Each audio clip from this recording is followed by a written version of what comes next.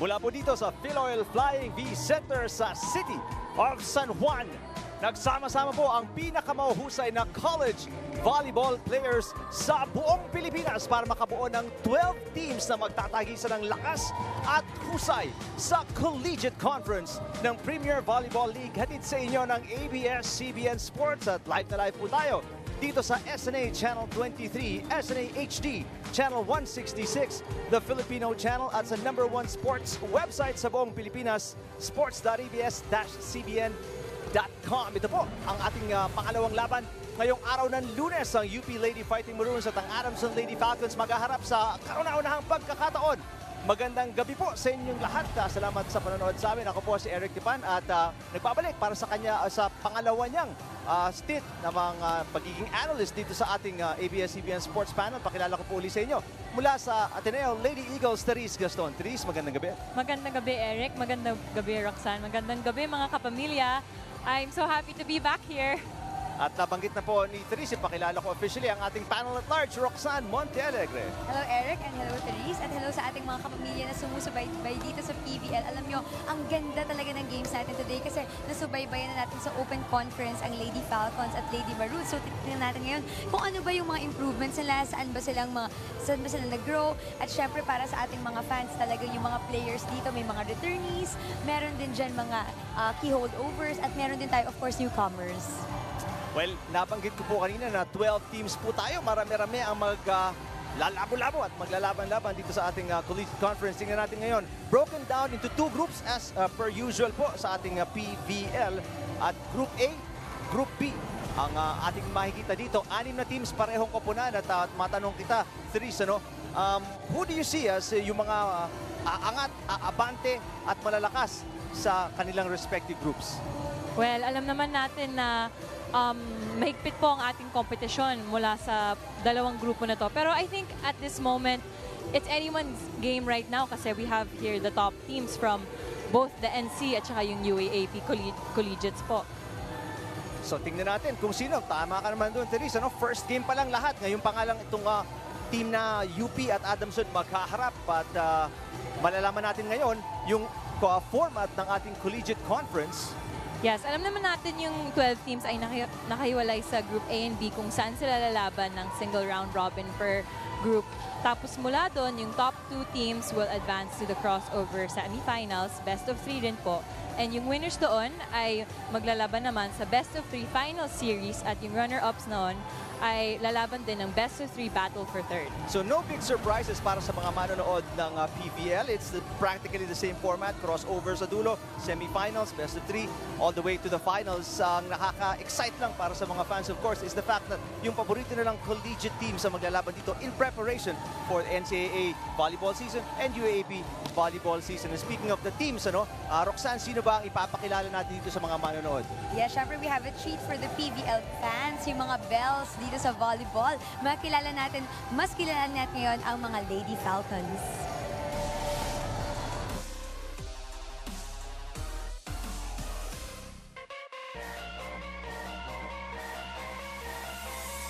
Adamson University, I think, is more confident and talagang lalaban this conference.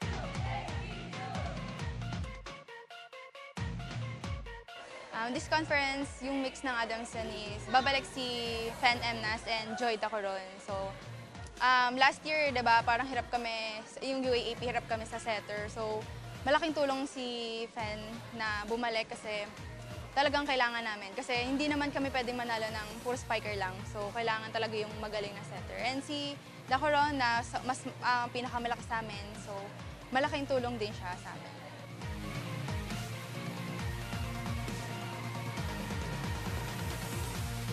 Siyempre, hindi na ako mahihirapan ba? I mean, madaming options, so hindi laging bato sa akin, kailangan ako yung magbibigay sa kanila ng magpapagana sa kanila. So, andyan yung mga katulong ko. But parang work ni Coach Air yung consistency namin as a team.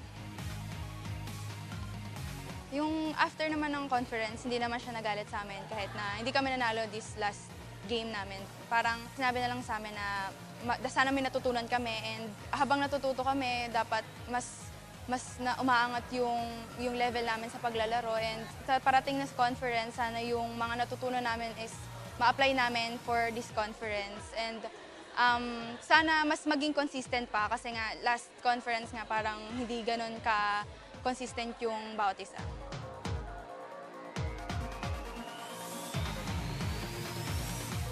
Sabi ko nga parang yung habang pinapakita ko yung willingness ko sa paglalaro ko, syempre itutuloy ko lang yun para sila naman din yung ma-inspired sa akin. And syempre nandyan na nga yung mga veteranong si Fen at si Joy. So malaking tulong sila para magkaroon sila ng motivation every game. Ang goal ng Adamson Lady Falcons conference is mag-finals. Ang maging formula ng Adamson Lady Falcons to win is hard work, consistency ng bawat isa, and makikinig lang kay coach. And lahat ng training namin, kailangan namin i-apply sa game. Adamson, let's go! Sa mga fans ng Lady Falcons at sa iba pang mga collegiate teams dito sa atin, pwede kayong makijoin sa saya dito sa arena kahit team bahay kayo, team on the road, team office, or kung kahit nasan man kayo, pwede kayong mag-tweet #PVL on ABS-CBN. Pwede nyo rin gamitin ang Twitter handle @ABS-CBN Sports. At syempre, you can take the game anywhere you are. Just go and live stream sa sports.abs-cbn.com/livestream/PVL. And ano masasabi niyo sa video na yon, Eric? Well, very exciting. I'm excited for the fact na babalik si Fen Emnas and si Joy Dacoron. So may mas malaki sa gitna, may mahusay silang setter. So things are looking good para dito sa Adamson. We'll see them for the first time dito sa ating Collegiate Conference. Yes, and you know what's more exciting here is the Ronda Cam. Bago na ito na naman na-feature natin. Before, we were going around, but now it's the fans who are going around. Kasi nagtatanong sila ng mga questions nila sa favorite nilang player. At kung meron kayong gustong itanong, pwede niyong gamitin ang #PVL on ABS-CBN. At hindi pa yan nagtatapos, meron din tayong photo booth. Alam niyo, kakaiba to kasi syempre ngayon, gusto natin magkaroon ng selfie. So, possible na yan dito. Punta lang kayo sa San Juan Arena and you can get a chance to have a selfie with your favorite team or player. Yung post na yan, madalas ko nakikita yan, especially nung previous competitions din ng PVL. Ang daming mahilig mag-selfie dito. Yan yung unang selfie natin, syempre, kasama yung mga teams. Pero as we move forward, tulad nga na sabi ni Roxanne, iimbitahan namin kayo because yung frame na yan, ronda nga yan, umiikot yan dito sa ating venue, dito sa Philoil Flying V Center sa lungsod ng San Juan. So punta lang kayo at mag-enjoy kayo kasama namin sa ating Collegiate Conference. DJ Jams ang mapapatugtog ng sounds sa ating laban. Dito, pag-uusapan natin yung dalawang teams na maglalaban pagbalik lang natin dito sa SNA.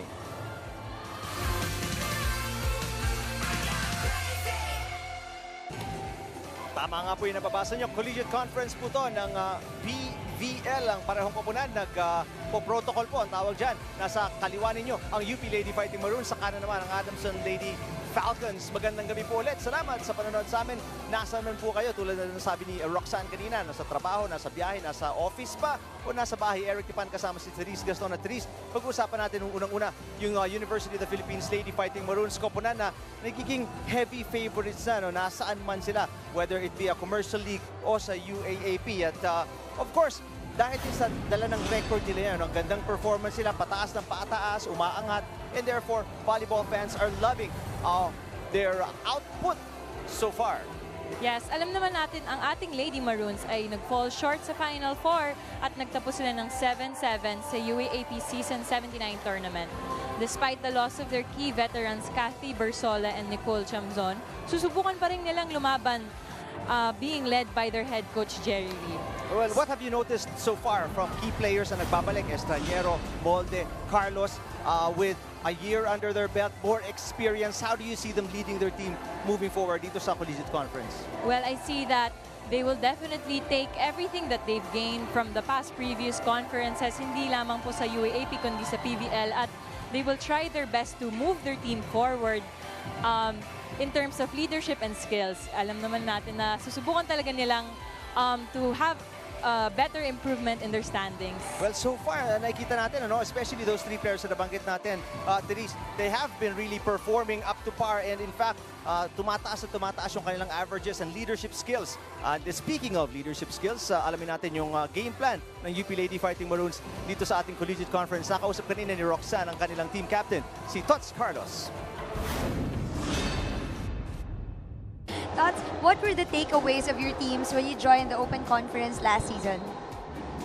Yung nakuha siguro namin is yun nga, pagiging matured and alam namin kung kailan namin lalakasan yung palo namin, kailan kami magda-drop. So, yun nga, maturity and yung binild up namin yung emotional side namin.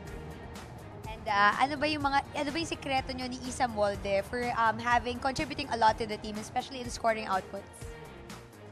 Wala namang sekreto dun eh. Siguro more on, yun nga, skills talaga and pinaghihirapan mo talaga yung training, so double effort and yun, maganda yung kinalabasan. So, and nakukuha din kasi sa points, like, yun nga, pag yung teammates mo, nakikita ka na naglalaro ng maayos, syempre, sure ako na gagayahin ka nila. And para yun na rin yung leadership namin.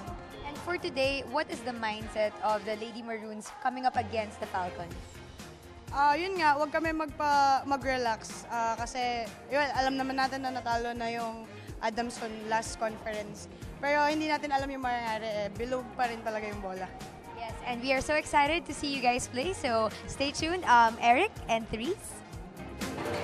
Well, maraming salamat, Roxanne. Huwag i-underestimate, huwag mag-relax. Therese, yun ang binanggit ni Tots Carlos. And also, natinig natin yung word na maturity. Sinabi niya yun dahil experience nga and then the skill level. Kaya nga, umaangat yung scoring nila because that's a practice and all that. Do you agree with all the points na nabanggit ni Tots Carlos being a volleyball player yourself? Yes, Eric, alam mo, nung pinapakinggan ko yung interview ni Tots, I can see na hindi nila nakitang liability na batang team sila, na nakita nila na they are bringing something fresh to the table na napaka-mature na ng mindset nila and that they really work on all their skill sets sa training at nadadala nila sa games nila. At saka yung pagiging pagka-trust nila sa pag-teammate, sa isa't isa. They really trust each other. And you like the fact also na batang-bata pa lang itong mga to and they already accept that responsibility, yung pressure na yon to handle a team together and bring it forward. So obviously, sky is the limit para dito sa UP Lady Fighting Maroons. Ngayon, pag-usapan naman natin yung Adamson Lady Falcons, a team that is much improved and huhusay palalo. Nabanggit nga kanina ni Gemma Galanza na may bago silang players, si Joy Dacoron, or nagbabalik na players, Joy Dacoron and Fen Emnas. Pero tututukan natin ngayon itong key players na kasama pa from last season. Dalawang open or outside hitters na si Gemma Galanza and Ciara Permentilla. And of course, si Christine Joy Soyut na ang laki ng tinutulong sa gitna, no? Yes. Alam naman natin na ito ang rebuilding team ng ating Adamson Lady Falcons. At maganda na rin na maraming returning key players for them. At nung huling Open Conference, maraming nakaranas at nakakita ang fighting spirit ng ating Lady Falcons actually. At susubukan muli nila ipantay ang level ng competition sa kanilang mga kalaban ngayon conference na to. Oh, for sure. And I'm looking forward, especially under Coach Erpada. Nadinig na natin siya, nakasama natin siya sa panel. How confident she is about her team, how good she is as a coach. Yung mga napapansin niyang tiny little things na kailangan pang pag-usayan ng kanyang koponan. So, it's a, future is very bright para sa Lady Falcons. Kanina naman, nakausap ni Roxanne Monte Alegre, yung kanilang team captain, Gemma Galanza. Pakinggan natin yung thoughts ni Gemma coming into the Collegiate Conference. Ano ba yung mga experiences nyo at paano mo ba ma-describe yung growth ng team nyo from UAAP, Open Conference, and up to today? Yung first sa UAAP kasi parang, so mga bata pa kasi. And then after naman ng UAAP na Open Conference, so nadagdagan yung experience nila and nandun na yung lumalaban na. And ngayong collegiate, may dumagdag kasing mga seniors dati. So malaking tulong sila para na manalo kami every game. Kung mag-alala, mukha ka pa rin naman bata, Jessica. Pero ngayon, ano ba yung masasabi mong makakontribute mo for the team? And sa tingin mo ba, what will it take you for you to beat the UP Lady Maroons? Yung kung ano yung ginagawa ko dati, so ngayon pa rin. Pero syempre, dapat consistent at dagdagan pa kasi yung last niya, hindi pa kami nananalo. So, pag ngayon, syempre, kailangan ko talaga mag-double time. Syempre, nandun din yung mga dumating na. So, malaki yung expectation ko din sa kanila. And magkaroon lang ng teamwork yung bawat isa and magkaroon ng tiwala rin. Dahil nga, your team is in a process of rebuilding, ano ba yung gusto mong makita sa teammates mo for today's game? Well, yung ano lang naman, kung ano yung tinitraining namin. Kasi ayoko rin naman masayang yung lahat ng pagod namin. And sobrang ganda ng tinitraining ng bawat isa. So, sana lumabas ngayong game namin. Definitely, we hope that it will translate to that. Back to you, Eric. Thank you, Roxanne. At maganda na training pa lang napapansin ni Gemma Galanza, who's a veteran already, na maganda, mataas yung level ng training. So she hopes na makita niya yung lumalabas sa training sa totoong game. Yes, you can see yung captain nga nila, si Captain Gemma. Marami siyang nakakitang improvements sa team niya. Hindi lamang sa mga bata, pero yung pagbabalik ng kanilang returning seniors. And they're really hoping to see a better game this coming conference na madadala nila sa kanilang UAAP. Well, there's no way to go but up para sa Adams na Lady Falcons. 1-13 sa UAAP 3s and then 1-6 dun sa nakaraang open conference ng PVL. Obviously, they will get better and the fans will love it, will love them for it, obviously. Kung gusto niyo po kaming makasama sa Balitaktakan, unang-una si Therese, gusto niyo po kung tanungin about volleyball, hashtag Ask Therese, kasi ayaw pa ni Therese mag-Twitter eh. So hashtag Ask Therese tayo at ipadala niyo yung questions at ABS-CBN Sports. Yan din po, itatag niyo kung gusto niyo kayong mabanggit, mag-greet namin. Hashtag din PVL on ABS-CBN at sa Instagram naman at ABS-CBN_sports. At huwag kalimutan, meron tayong live streaming of all the games dito sa ating Collegiate Conference, sports.abs-cbn.com/livestream/PVL. And yung ating Premier Volleyball League Facebook fan site, huwag kalimutan, merong @sign at Premier Volleyball League. Kompleto na po.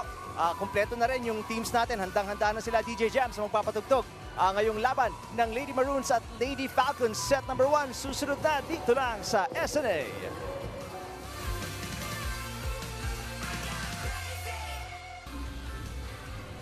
Presenting our officials for this match. First referee, Mr. Romulo Reforzado, national referee. Second referee, Mr. Nestor Bello, international referee.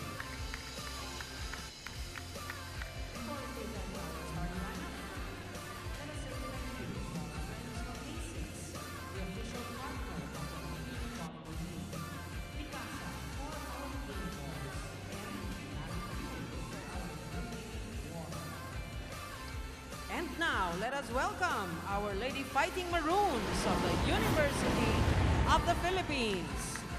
Let's start off with their team captain, number 18, Diana May Carlos. At number 9, Jesma Ramos. Wearing jersey number 10, Maria Lina Isabel Molde. Number 11 is Marian Alisa Buitre. Number 16, Rosemary Kailing. And number 19, Rosalyn Rosier. Libero, number 17, Maria Ariel Estranero. And sitting in as head coach, Miss Katrina De Lara. Introducing our Lady Falcons of the Adamson University. Team captain is number 8, Jessica Margaret Galanza. At number 4, Cisa Joria Pinar. Wearing jersey number 5, Mary Joy Dacoron. At number 10, Lian Perez.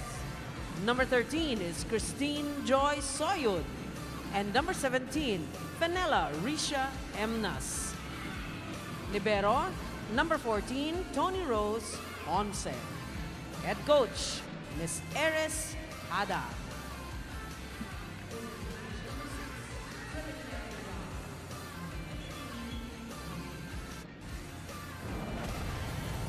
Well, tingnan natin yung starting lineup ng Lady Falcons at Lady Maroons. Unang mapapansin natin, wala si Ariel Estranero as setter para sa Lady Maroons. Si Rose Kailing ay ang magiging starting setter ng Lady Fighting Maroons. Samantalang sa Lady Falcons naman, Pen Emnas nagbabalik. Therese. At anong nakikita mong, kumbaga, palaking pagbabago in terms of the play ng parehong koponan dahil nga bagong setter ang kanilang ibinabandera sa simula ng Collegiate Conference? Well, we can see some familiar faces, returning faces, at mga bagong faces din natin. So, we'll see na lang what both teams have to offer sa kanilang PVL debut game naman. Jumping back set para kay Emnas, pero kay Soyud, push lang ang ginawa niya from the back row para maitawid ang bola. Emnas Galanza short sa kanyang tip. Unang point sa laban na ito mapupunta sa Lady Fighting Maroons. Di ko alam kung mapapansin ng mga manonood pero si Estraniero was the starting libero dito sa laban na ito. Former setter as Galanza nilusot sa block yung palo. Ito si Carlos with a tip. Galanza na doon ni Emnas. Good defense by the Lady Fighting Maroons. Isa sa mga napapansin kong impressive things dito sa UP Therese is hindi sila ganun kalakihan but consistently impressive. Maganda yung height nila, no? Halos average, pare-pareho sila on the floor. So, how does that affect their play defensively and offensively? Well, that's a malaking advantage para sa kanila kasi yung pakikiramdam sa kanila is the same nga kung may average height nga sila. Pero at the same time, nakita mo naman na yung defense pattern nila napaka-ayos, napaka-praktisado, kaya napaka-okay ng defense nila. So far naman, makikita natin sa kabila, medyo maraming butas. Kailangan punuan ng Lady Falcons na paluan sila doon sa dulo ni Tots Carlos. Yes, pero that is something they can work out naman throughout the game. And sa first set naman, nag-adjust, naninibago pa yung iba. So, mag-a-adjust naman sila sa following sets. Error sa pagtawid ng bola mula kay Buitre as we listen to Rox Montealegre. Eric Therese, it's always Mother's Day dito sa PVL at galing pa nga sa Olongapo. At lagi siyang lumuluwas dito sa San Juan Arena. Mommy ng ating setter na si Fen M na si Mommy Gina. Mommy, paano ba nahilig si Fen sa volleyball? Bali, kasi nag-start siya nung elementary. Talagang yan yung game niya. Pero dati kasi nasa tennis muna siya eh. Kaya lang group sports yun. So mas ginusto niya tong volleyball kasi group sports, yung isa kasi individual sports. So ito ay group sports. Mas pinili niya to kesa dun sa tennis niya.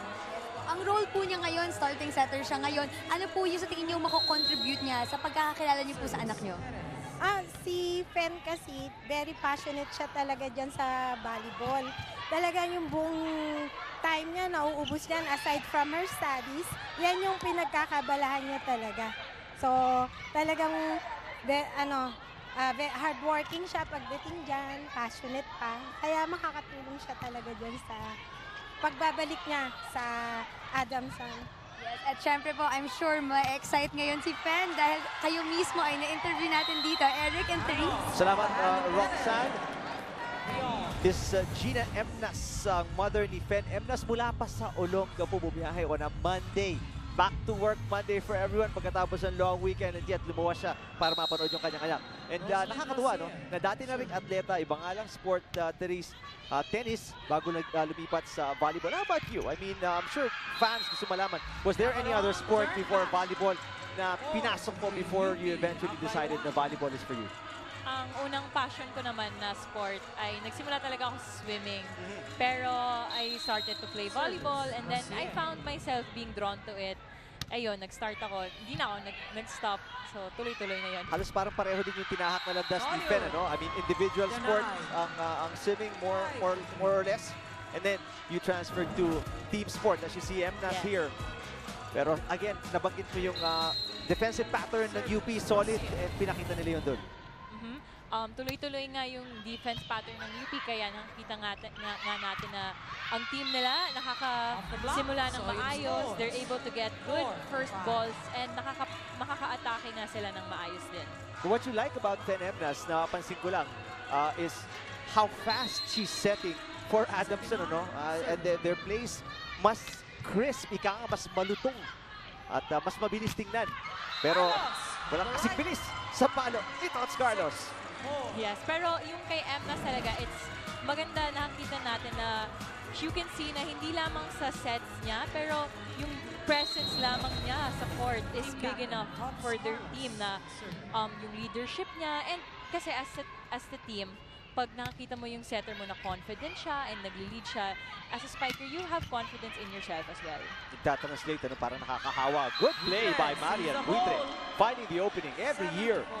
Umuhusay ng umuhusay itong si Buitre, finding those small holes sa depensa ng kalaban. Yes, pinapractice nila yan sa training nila, and as you can see naman, as the years go by, mas lalo nagmamature naman sila, mas nagiging confident sa kanilang actions. So it's nice that they get to deliver that support. Emnas. Hindi na itawid yung bola sa second touch. Lalamang ng 4 ang Lady Maroons. 8-4 kontra sa Lady Falcons. Set number 1. Good vibes, freeze moment. Hatid sa inyo ng Creamline. Magpa-good vibes, mag-Creamline Creamy Ice Cream. Parang bagong dance moves yan sa paningin ko. At nevertheless, young fan, nag-enjoy ng laban dito sa pagitan ng UP at Adamson. Ito po ang pangatlong araw ng Collegiate Conference ng Premier Volleyball League. And so far, lamang ang Lady Fighting Maroons 8-4 kontra sa Lady Falcons. Medyo dikit tayo kanina. Nagutom ako tuloy bigla sa hapunan. Oh, pwede hapunan eh. 6:30 na. Hapunan ng isa sa mga nanonood dito. End of the first technical time. Tots Carlos, team captain. Tots Carlos, so far, magandang ipinapakita niya dito sa simula ng laban na ito. Really leading the Lady Fighting Maroons. Si Isa Bonte hindi pa masyado nagpaparamdam as you see a point scored by Tacoron. Nabanggit siya kanina ni Gemma Galanza. Teresa, no? Yung importansya niya sa kupunan sa pagbabalik niya. Yes, siguro yung leadership din niya at yung sinasabi ko nga, yung presence nga lamang siya ay malaking factor nga for the team. So, mas confident sila, mas maayos siguro yung ilalaro nila dahil sa pagbabalik ni Tacoron. 8-6 ang ating talaan na Lady Fighting Maroons. Lamang pa rin pero naka 2-0 run ang Adamson dito at nagtatangkang humabol with the serve by Soyud, isang transfer mula sa De La Salle University. Kailing on a 1-2 play. Yes! Kailing, unexpected. 9-6. We know how good si Tony Rose Ponce is as a libero, pero lahat nagulat. Kahit ako, dun sa move ni Kailing.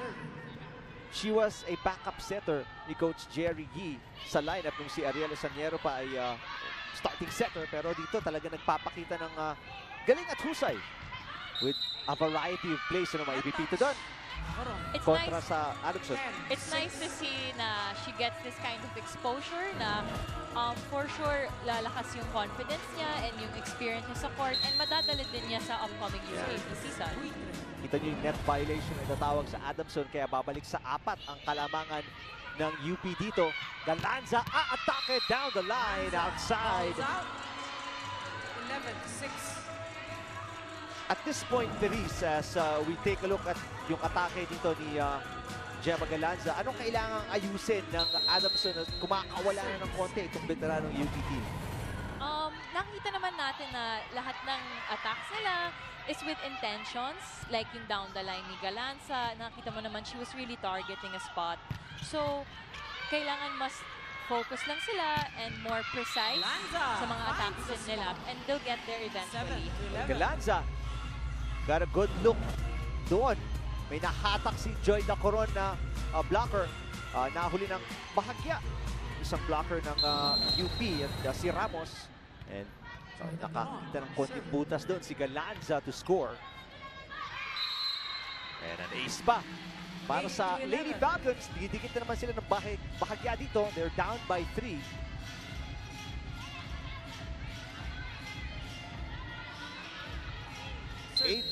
Serving 11, set number 1. Tandaan natin ang UP 7-7 sa pagtatapos ng UAP season 79 as Molde scores. 12-8. Samantalang ang Adamson, tinalo lang nila UE in the last UAP season 1-13. Pero nakikita natin dito, Denise, ibang confidence, no? Ibang kumbaga demeanor, atmosphere mula sa Adamson, no? mas may confidence. Yun nga, ito na talaga yung rebuilding team natin. So, it's nice to see kung saan magsisimula yung journey nila. Kasi nga, last season, sobrang bata nga ng mga team nila. And you can tell na mas mature na talaga sila. Ang dami na nilang natutunan from previous season na they will definitely bring into this conference. About hitting. Okay? Keep calling it in the back row, Ellie. Keep calling it. Where's our middles at? How many sets you got?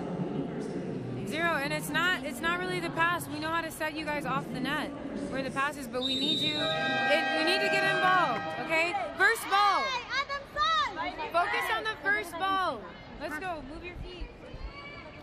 Coach Air Pada, much more serious as compared to her persona. Kasama natin dito sa panel. And nabanggit nga Denise, yung mga keys na kailangan nila ayusin para makahabol dito. Yes, Coach Air called for specific instructions talaga na saying na yung mga middles, magparamdam pa. Like, hindi naman sa mga pass yun, pero kaya naman iset ng setter yon. So they have to fit themselves more into the game. Tsaka, she's reminding the girls then start with receive, good receives. So yun. Emnas with a 1-2 play. Pinakamalaking kalamangan to ng UP at lalaki pa lalo. 15-8 kontra sa Adamson. So far, wala pa tayo nakikitang adjustment. The reason, 2 points in after the timeout ni Coach Pada. Tuloy-tuloy pa rin ang pag-arangkada ng Lady Fighting Maroons.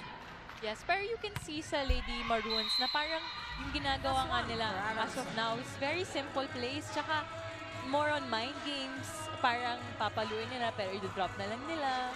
So they're not exhausting all their energy at this moment. Do you see UP playing lang at a, let's say, highest level is 10, nasa 7 or 8 lang sila right now and they haven't really, di pa nila nilalabas lahat ng pwede nilang ilabas? Oh yeah, right now parang tipid na tipid pa yung energy nila pero mamaya mailalabas din nila sa further sets kung gipit na. Oo. Error para sa UP, pupuntos ang Adamson, 5 ang kalamangan ng Lady Fighting Maroons, pero babawi. Si Ramos pupuntos doon, taking us to our second technical timeout. 16-10 UP, Lady Falcons. Nakikita niyo po ang Lady Pirates ng Lyceum of the Philippines University na kanina lang tinalo ng National University Lady Bulldogs. At ang UP Fighting Maroons nanonood, sinusuportahan ang kanilang women or lady counterparts dito sa Piloy Flying V Center sa San Juan. Hayo nga no, si Mayet Zapanta, all grown up, sinusuportahan naman yung kanyang dating koponan, Lady Falcons of Adamson University. At congratulations pala, Babes Castillo, no, in his first game as head coach of the Lady Bulldogs. At nakakuha agad sila ng 3-set win as you see Molde score an ace. Biggest lead ng UP right now, 17-10. Anong mga nakikita mong numero dito, Therese, so far in the first set? Well, so far naman sa first set, sa ating attack skills na ang Lady Maroons have a total attempts of 24 and 18 successful points yun. So that's 33.33% success rate. While yung Lady Falcons naman ay 5 excellent points out of 24 attempts din. So, ayun, mas lamang nga ang ating Lady Maroons in terms of attack points. Mas yung success rate nila mas mataas. And that just goes with their consistency. And yung Lady Falcons naman, you can see that marami din silang attempts but mas inconsistent lang. Well, so far, errors, tama ka doon. Teresa, no, nagbabagsak dito sa Lady Falcons. Glyza Siton, magandang gabi. I love PVL, I really do. It's like icing to my cake. And hello to the gorgeous Ate Therese Gaston. Kung may katanong mo kay Therese, wala pa siyang Twitter eh. You can use the hashtag AskTherese. At sasagutin namin yan live on the air. 19-10 ang ating score. Lamang ang UP kontra sa Adamson. Natatawag ng timeout. It seems si Coach Air Padas. Palaki na ng palaki ang kalabangan ng kanilang kalaban. Right now in row 1, you're passing in the middle. Finn and Gemma are over there. You have to take care of all that short ball. Okay, again, we're getting stuck in a place. It's so easy for them to get a point. We're not putting any type of pressure on them. Okay? You gotta know they're going after you. We got 11, you guys gotta fight. It's like they get a couple points and then you guys are all sad on the court. What are you moping for? The game's not over. Let's go!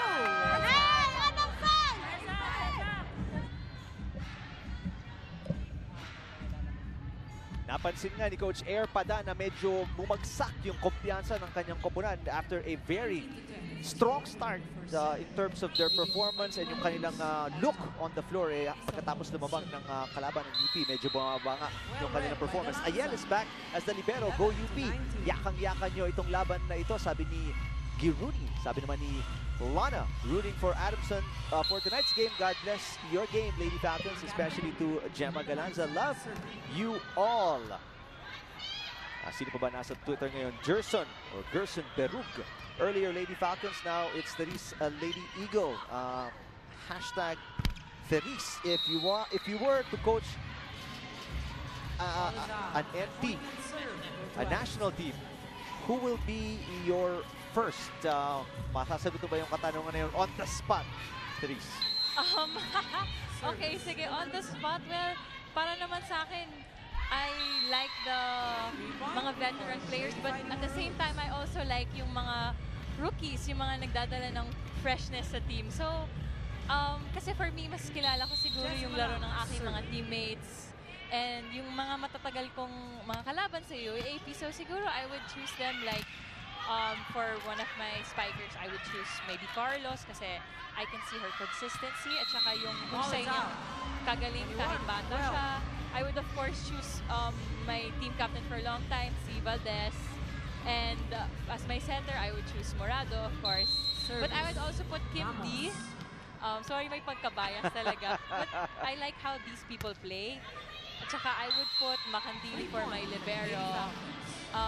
And maybe for my middles, I would choose like si Baron and si Santiago, of course. So yun yung mga first six ko sa new team na sobrang lakas nun for sure. Well, I like na isinantabi mo yung Ateneo side mo at kumuha ka ng mga De La Salle University players kung bubuo ka ng national team.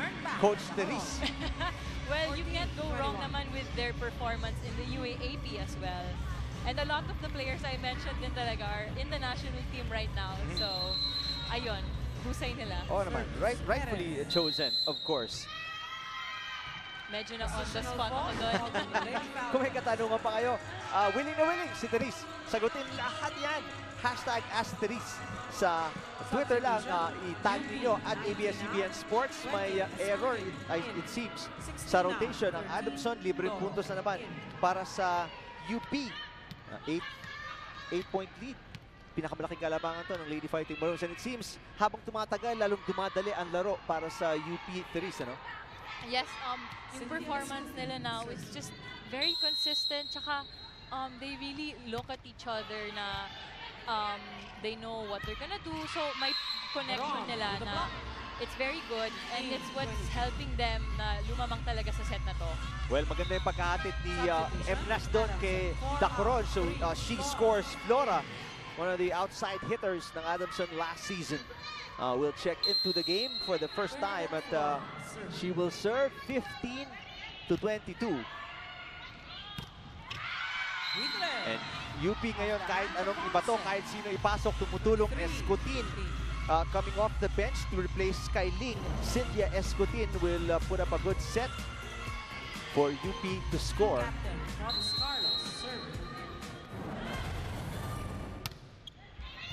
Good serve para kay Carlos Dacoron. Outside. Ball is out. Lady Fighting Maroons at set point. One step forward, one step back para sa Adamson dito, no? Pupuntos, mamimigay ng puntos. Yan ang nangyayari dito. Easy set point para sa UP. Lamang sila ng Sept. And a broken play para sa Adamson right there. Pagkakataon para sa UP na tapusin pero may setting error. Natawag as hindi na ayos ni Escutin yung pagdampot sa bola doon. Adamson. 13 out, 12. Did you imagine na magiging ganito kaganda yung start ng UP kontra sa Adamson after we talked about how Adamson will be greatly improved dahil nga sa mga returning players at sa mga key players na kasama pa sa lineup? Well, hindi ko naman na-expect na magiging ganito kaganda yung pinapakita ng Lady Maroons. Kasi wala naman akong expectations when I came into this match. Pero I'm actually very more happy and surprised with the way the Lady Falcons are performing. Kahit they're down by a lot of points, I can see na yung effort nila and yung intentions nila with each of their movements and actions. So I like that na parang maraming sense and yung sense sa mga ginagawa nila. Good block against Dorog. Papalo down the line. si Molde. Emnas bubuhayin ng bola. Here's Molde again. Flora. And, iakatid na lang ang bola. Free ball para sa UP. Blocked again si Dorog. 0 for 2. Si Justin Dorog. Molde off the block. Flora. Emnas. Galanza. Block. Oh, what a rally. Galanza ulit. Ando doon si Carlos Escutin. Hatid kay Dorog. Check ball. At yan na po ang panapos dito sa set number 1. University of the Philippines Lady Fighting Maroons. Talaga namang making the fans proud with a good showing dito sa set number 1. Tingnan natin yung final point after being blocked 2 times. Hindi nagduda si Dorog sa kanyang husay at pinalo yung bola. Check ball.